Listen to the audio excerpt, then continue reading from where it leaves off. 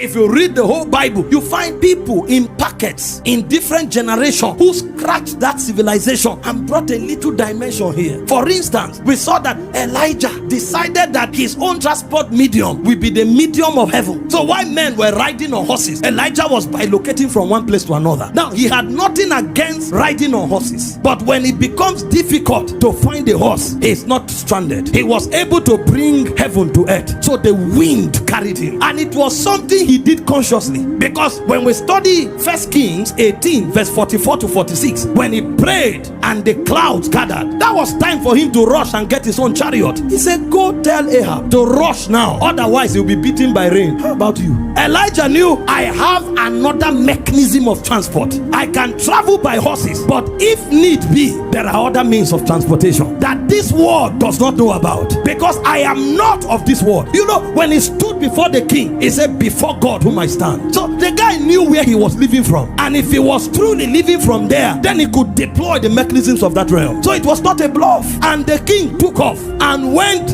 ahead. But suddenly the Bible said, and the hand of God. So you either ride by chariot or you ride by the hand of God. So the hand of God is an instrument of transport. How come all we have are aircrafts? How come all we brag about are vehicles? You see a believer, he's carrying his shoulders, I have a Maybach, I have a G-Wagon. How about the hand of God? How about the one that is not of this world? How about the one that is of heaven? And the hand of God was upon Elijah. The Bible said he outran. You know why we are competing with the world? We are using their utensils. When you enter the elements of Zion, there will be a difference. We will know who should lead who. See, there is no point of competing with the world. We have a superior dimension. He said, and the hand of the Lord was upon Elijah. He outran the chariots of Ahab, even unto the gates of Jezreel.